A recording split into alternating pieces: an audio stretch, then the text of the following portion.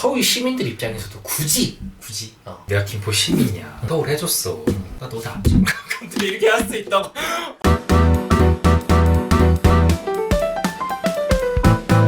너 그렇게 주장하니까 나쁜 사람이야 라고 얘기할 수는 없어요. 그럼 될 것이다 안 될 것이다로 가면 어때요?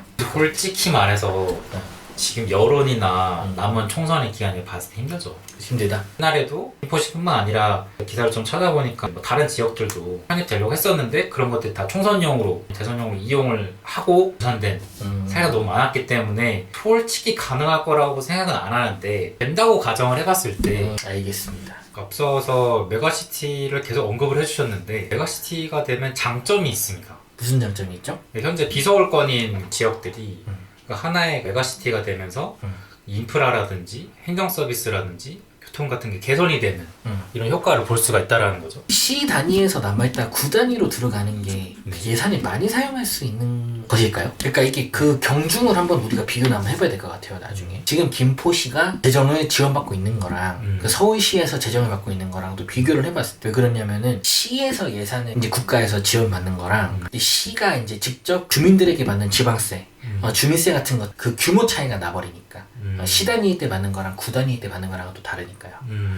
이런 것들도 이제 우리가 좀 이야기해볼 수 있을 것 같아요. 네. 사실 통은 참 중요하죠. 그렇죠. 교통 중요하지. 지금 뉴스에 맨날 나오는 게 김포 골드라인이잖아요. 골드라인. 근데 이게 별명이 뭔지 아십니까? 뭔데? 김포 골병라인. 아유 골병 들겠다 골병. 출퇴근 시간에 9호선이랑 맞먹는 그런 혼잡도로 보인다고 제가 알고 있거든요. 그치. 아이고. 근데 경씨는 직장이 가까워서 걸어갈 수도 있는 거리에 있어서 그걸 그냥 체감은 못 하시겠지만 가만 걸어가면 돼. 이게 단 하루라도 그걸 체험해보면은 골병 든다라는 게 뭔지 알 수가 있습니다. 아 놀랍게도 저도 이제 통학도 하고 여의도 전설의 5호선 아니면 9호선 둘 중에 하나를 타야 되는데 둘 다 출퇴근 시간 죽어가거든요. 쉽지 않습니다. 솔직히 그거 생각하면은 확실히 김포 시민들 입장에서는 땡길만해.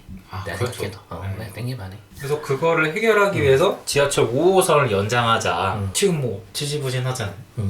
근데 서울시가 되면 같은 서울 권역이니까 좀 더 같은 얘기를 하더라도 좀 더 힘이 실릴 수 있다. 이런 생각을 할 수가 있죠. 근데 사실 힘이 실린다는 거지. 이게 또 예비타당성 조사라든지 여기에 전반적인 절차는 어찌됐든 거치긴 거쳐야 되거든요. 아 그렇죠.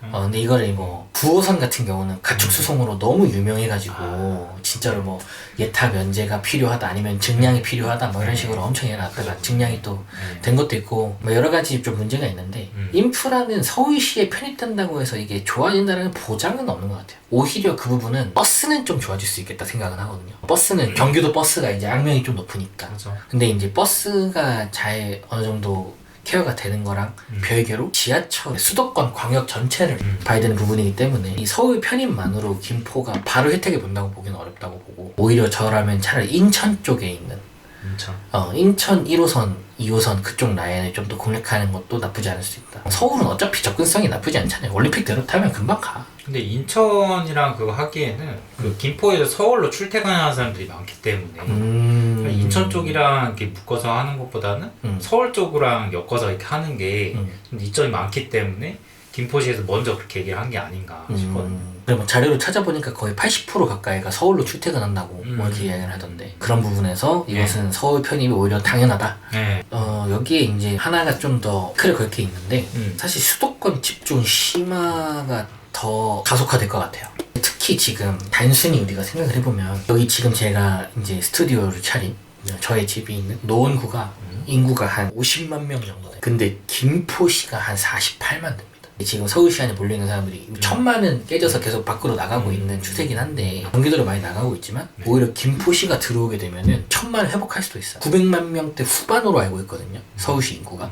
근데 이제 김포시가 들어오면 1000만이 다시 이렇게 찍힐 수도 있단 말이에요. 근데 그거가 뭐 좋다 나쁘다를 떠나서 균형 발전의 측면에서 사실 어떻게 보면은 서울이 넓어지는 건 나쁜 건 아니에요. 네.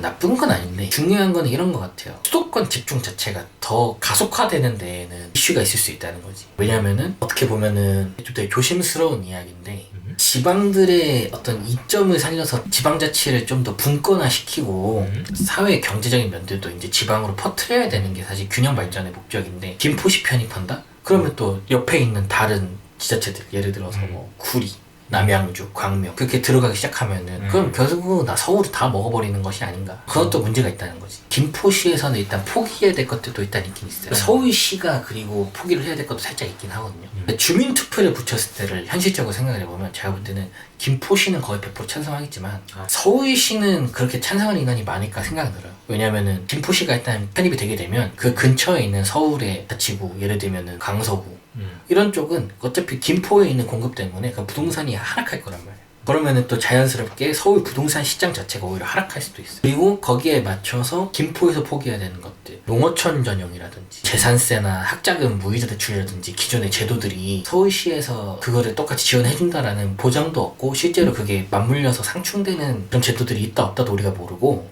또 농민분들이 계시잖아요. 그분들 입장에서는 사실 규제가 좀 더 생기는 걸 수도 있어요. 시단위에서 또 준비를 하는 것들이 있을 수 있기 때문에 그러면 혜택이 축소되거나 오히려 폐지가 되는 경우가 나타날 수도 있다. 그러면은 서울에서는 부동산 가격이 떨어질 거를 염려가 될 수도 있고 김포에서는 기존에 누리고 있던 혜택을 포기하면서 서울시로 가야 된다는 니즈가 있는 건데 이거가 그 비율이 맞아서 뭐 예를 들어서 김포시에서 그 100% 찬성이 나온다고 하더라도 서울시가 주민투표를 해서 이거를 현실적으로 김포시를 편입시킬 수 있을까요? 부동산 얘기를 하셨는데 물론 그 공급이 좀 분산되기 때문에 부동산 가치가 하락될 수 있다 뭐 그런 견해도 있는데 현재 사람들이 그냥 단순하게 생각을 하는 거는 경기도가 이제 서울이 되니까 거기에 대한 이제 프리미엄이 붙어가지고 오를 수도 있다 이렇게 생각을 하는 거거든요. 그렇기 때문에 지금 김포에 있는 부동산에 많은 문의 전화가 오는 것이고 그런 견해도 있다라는 점을 얘기를 하고 싶고 그리고 서울시만이 가진 그 어떤 장학금이라든지 복지 혜택들이 있단 말이에요. 현정 씨는 이제 지하철을 이제 타보시면은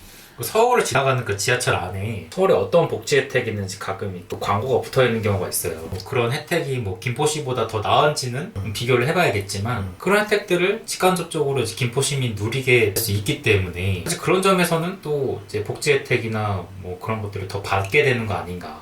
근데 여기 근본적인 문제가 실제로 김포시가 서울에 들어왔을 때 그 예상되는 어떤 복지라든지 혜택이라든지 이런 현실적인 변화들을 면밀하게 좀 검토를 해서 뭐 그렇죠. 부처들이 좀 발표를 하거나 이런 것들이 있어야 되는데 그런 게 없는 거죠. 그러니까 그렇죠. 개인이 이걸 계산을 한다고 하는 게 사실 불가능한 영역이잖아요. 왜냐하면 특별법이 예를 들어 생겨서 특별법에 맞춰서 거기에서 어떠한 역량을 정해주는 것이 또 다를 수도 있고 또 심지어 이게 한강 수계에 있으면은 상류 쪽 같은 경우는 수자원보호구역이라 가지고 거기서 막 이슈가 생기는 경우도 있어요.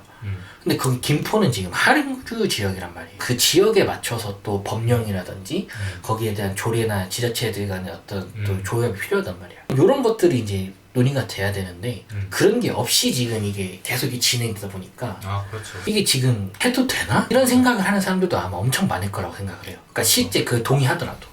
포퓰리즘이냐 아니냐를 떠나서 서울시가 이제 됐음으로 해가지고 그 이후에 이제 변화할 것들도 생각을 해봐야 되는 거거든요. 그때 당시에는 뭐 포퓰리즘이니 뭐니 잡음이 있더라도 한번 되고 나서 서울시가 되는 이제 문제라든지 메가시티가 되는 이제 대한민국의 개념 자체가 어떻게 설정이 될 것인가 그런 거에 대한 생각도 해봐야 되기 때문에 메가시티화에 대한 사람들의 인식이 바뀐다는 거죠. 그런 것들이 하나씩 결정이 됨으로써. 그러기에는 조금 솔직히 너무 빠르게 추진한다는 느낌은 개인적으로 갖고 있어요.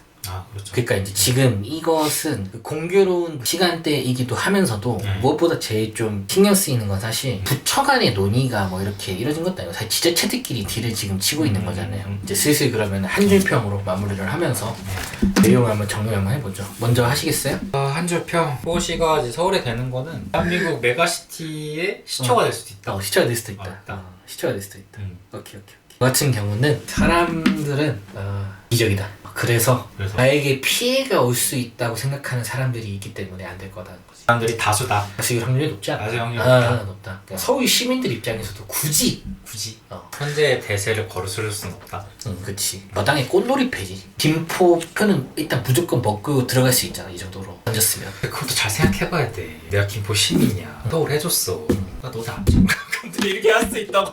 아니 100만 될 거고. 고마운 거잖아. 어쨌든 여당에서 그러니까. 추진을 하는 어떤. 고마운 건 고마운 건데 안 찍을 건데 이럴 수도 있다. 잘 생각해봐야 된다 이거예요.